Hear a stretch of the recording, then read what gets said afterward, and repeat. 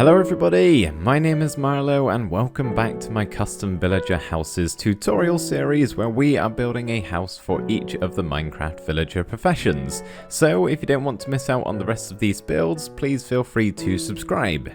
All of these are from my survival series where we are making a custom village, and the original concept of this series came from Mythical Sausage. Both my playlist and his are going to be in the description for you to check out.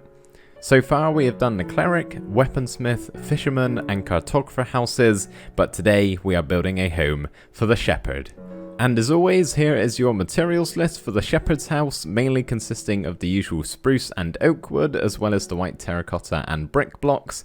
Everything else is really just all of the miscellaneous items that we're mostly going to be using on the inside of the build, but these banners and carpets down the bottom here, you don't need the same colours as I do, just make sure you have the same amount. The Shepherd's house roughly takes up a 15 by 16 block area, and also there's going to be a small garden round the back of the build, so bear those things in mind when you're considering your location. But the first thing we can do is place our strip spruce logs.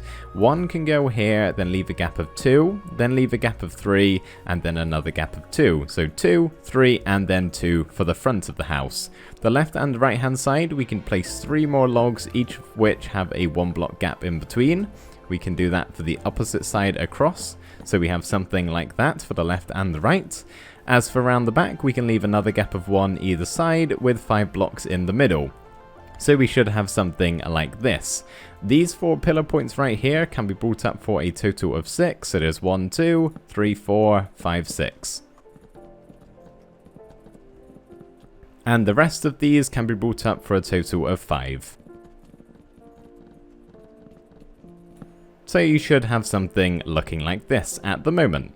We can now start outlining our roof, so we're going to grab our spruce stairs, slabs and trapdoors, and the front and the back of the build have the same outline, so we can start off with an upside down stair on these outer pillar points with a regular one around the back.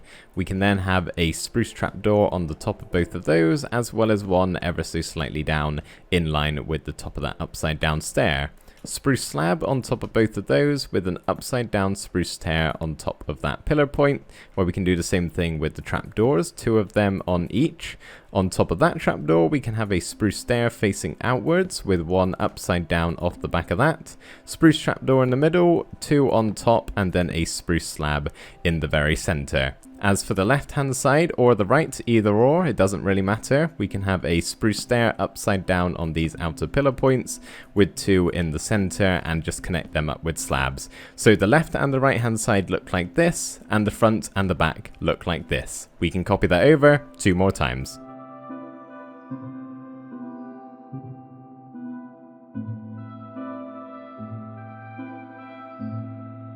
Once you've got your outline in place, we can then finish it off by coming up to the top here and having a line of slabs from one side to the other, where we can actually get rid of these 4 blocks right here and replace them with some spruce stairs facing into the slabs that we've just placed down. So we should have something like this for the middle section of the roof. And then we can grab our oak slabs, and all we're really doing here is just having them going up by half a block each time until we reach the top of the roof like that. So there's one side, and then obviously it will go back down the other side, so we have something like this, and then we can obviously go ahead and fill all of that in from one side to the other.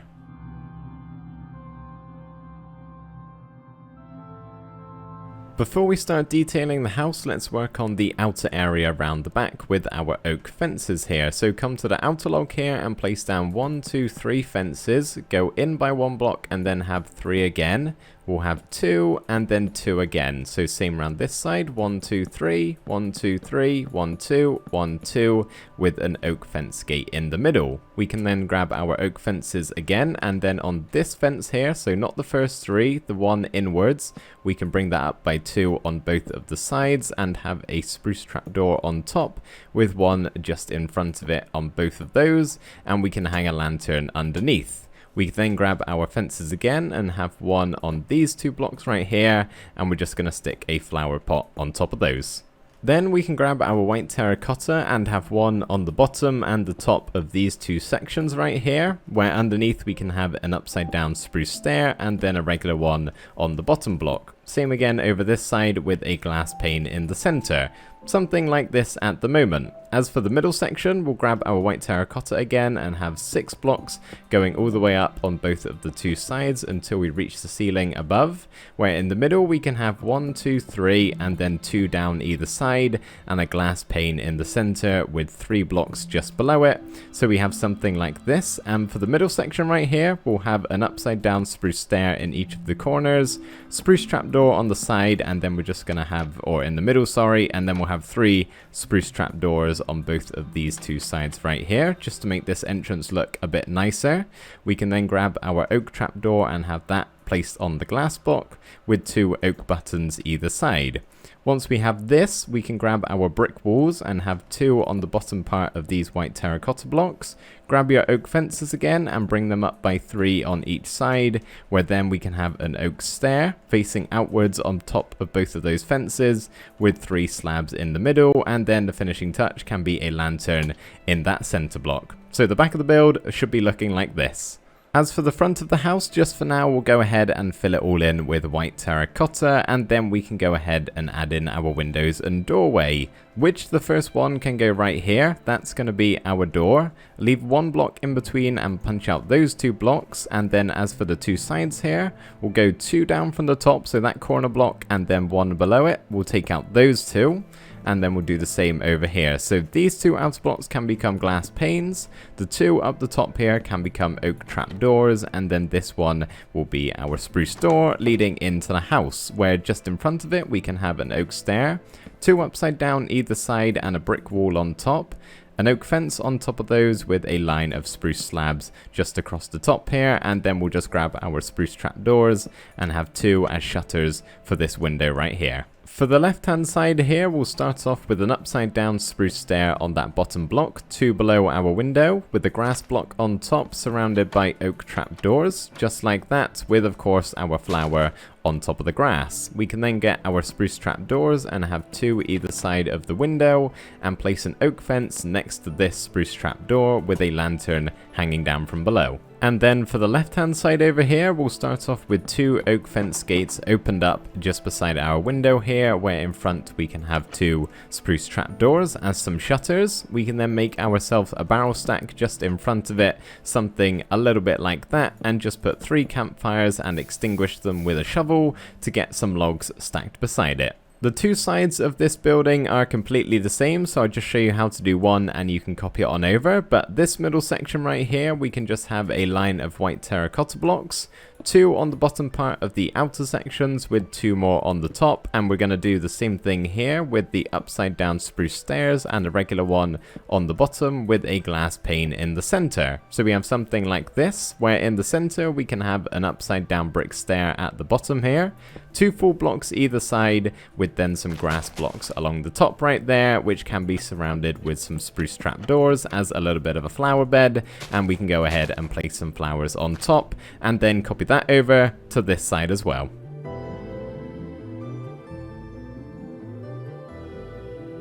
And that right there completes the exterior of the build. We're now ready to head through the door and start work on the inside.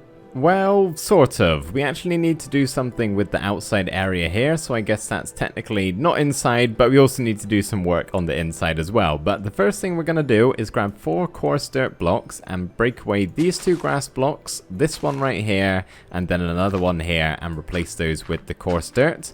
That will make sense in just a second, but then we can go ahead and get rid of the rest of this grass and replace it with brick blocks, or brick slabs if you want to save on some resources.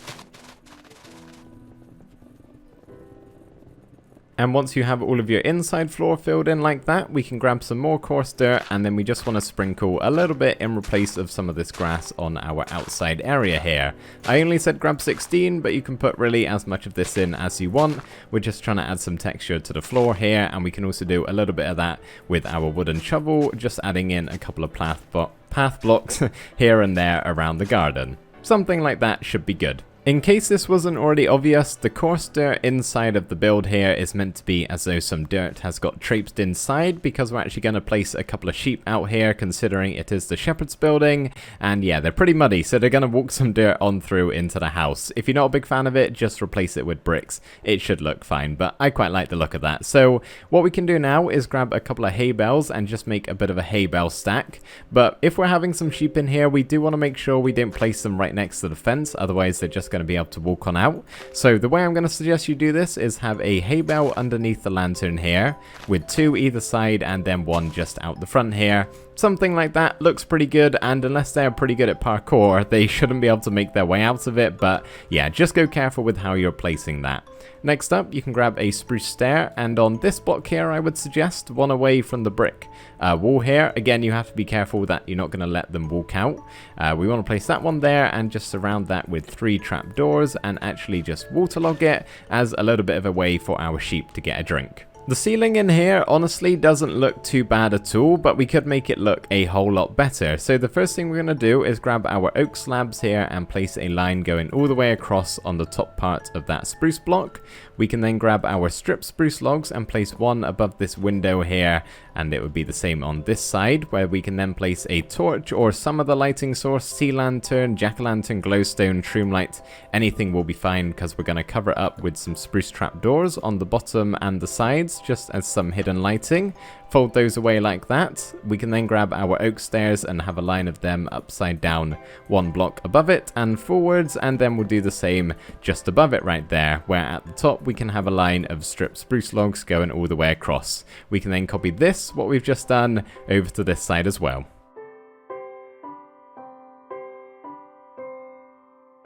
There we go, that is looking much better in my opinion, but now we can grab our oak stairs and have 1 just underneath our doorway here so we can walk up to it, and 2 either side curved round just like that.